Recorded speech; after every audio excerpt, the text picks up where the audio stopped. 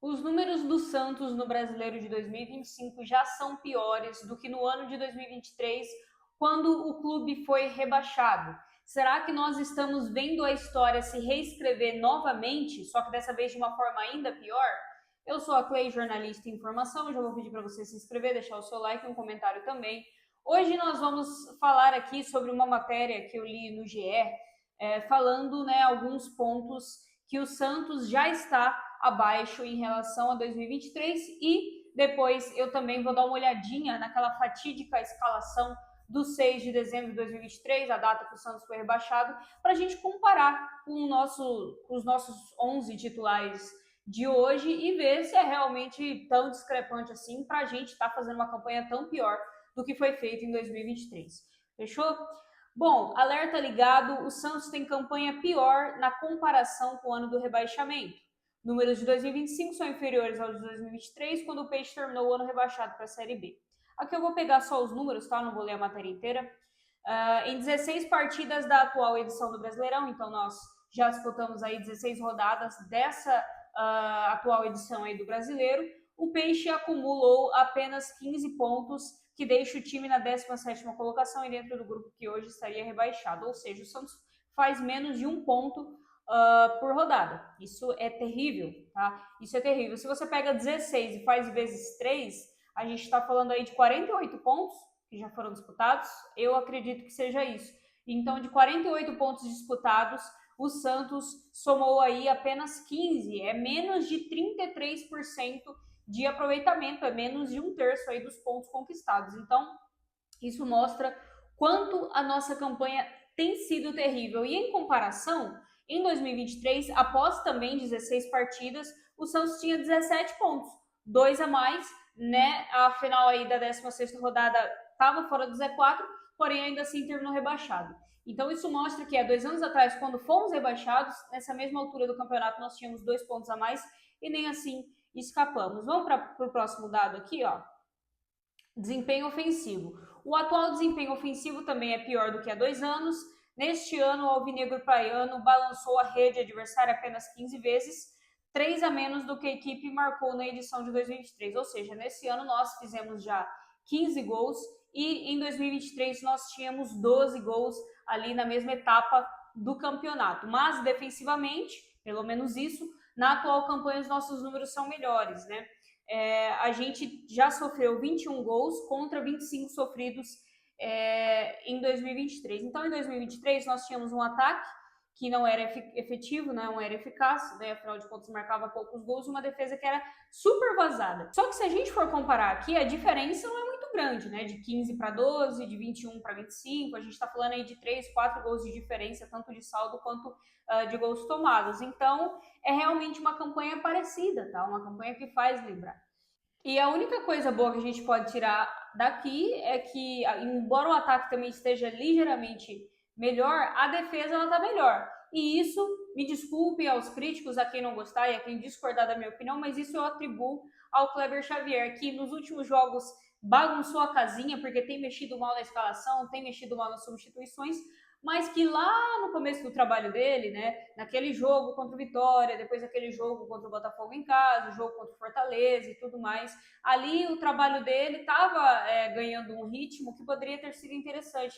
Talvez se a gente não tivesse tido a parada para o Brasileiro e o Santos tivesse continuado naquele ritmo, né, naquela toada que estava, talvez não tivesse se desconcentrado e perdido algumas partidas como perdeu agora na volta da paralisação do campeonato. Então, eu atribuo aqui essa ligeira vantagem que nós temos na defesa ao trabalho do Kleber Xavier. Afinal de contas, o estilo de jogo dele é esse, né? Um estilo de jogo retranqueiro, um estilo de jogo que valoriza muito a defesa. Vamos comparar o time titular do Santos naquela fatídica partida contra o Fortaleza que decretou o nosso rebaixamento com o time titular que nós temos hoje, tá? No gol nós tínhamos o João Paulo. Eu acho o Brazão melhor do que o João Paulo, tanto é que hoje o João Paulo está na reserva e o Brazão é o goleiro titular, e para mim aqui não tem margem para muita discussão. Mesmo o Brazão tendo falhado aí nas últimas 2 partidas, eu acho que ele ainda é muito melhor do que o João Paulo. E aqui começa a bizarrice, ó. Na lateral direita nós tínhamos quem?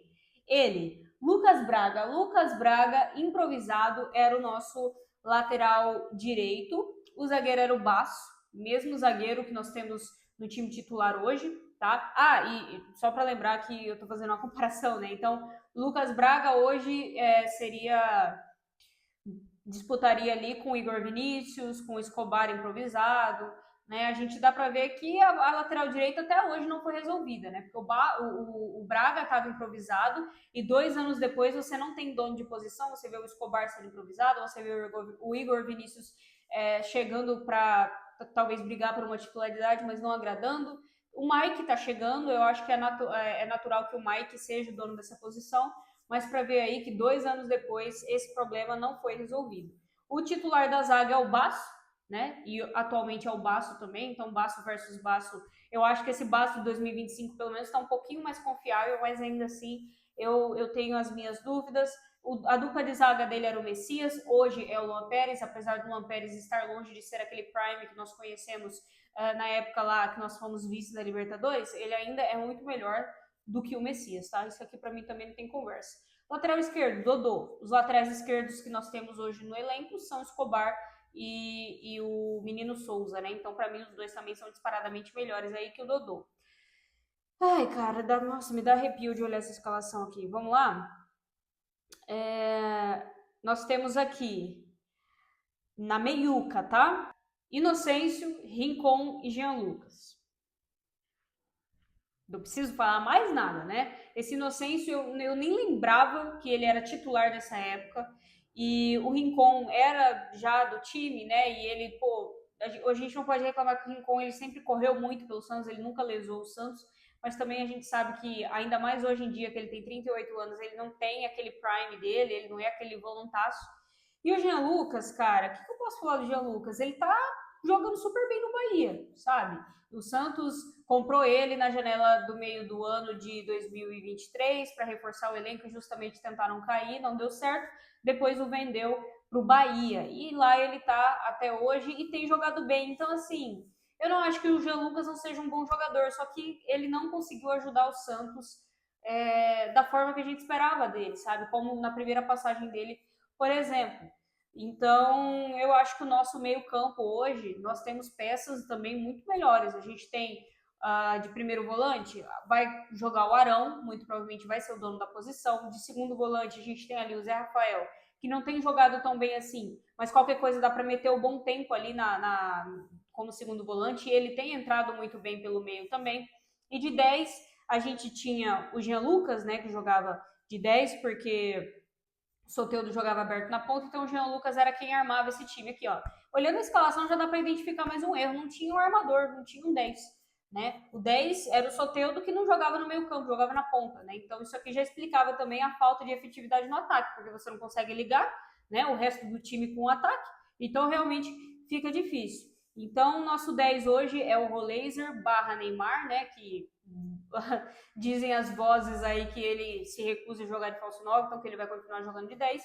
Então, obviamente, é infinitamente melhor do que tínhamos em 2023. E o trio de ataque era Soteldo, Julio Furch e Marcos Leonardo, tá? E hoje o nosso trio de ataque tem sido aí o Guilherme, né, que agora lesionou, mas estava sendo o Guilherme, David Washington e o Barreal, ou então tira o David Washington e coloca o Neymar de falso 9. Eu também acho, tá? Tirando o Marcos Leonardo, que, pô, o moleque, ele é matador, ele é diferente, não tem como. Eu acho que o elenco de hoje oferece opções melhores do que esse elenco aqui, do que esse time titular, na verdade, de 2023. Então, eu acho que desse elenco todo, o único que ganha em relação ao elenco de hoje, né? Porque estaria disputando com o centroavante, os nossos centroavantes hoje são terríveis, seria o Marcos Leonardo, porque mesmo numa temporada terrível onde o time foi rebaixado, ele jogou muito bem e fez muitos gols. Então, é difícil de você entender por que o Santos, com o elenco que tem, tendo um time muito melhor do que o time de 2025, tá brigando aí para não ser rebaixado e com números ainda piores do que os números de 2023. Bom, esse foi o vídeo de hoje. Eu espero que você tenha gostado. Deixe nos comentários a sua opinião e eu te vejo no próximo. Tchau!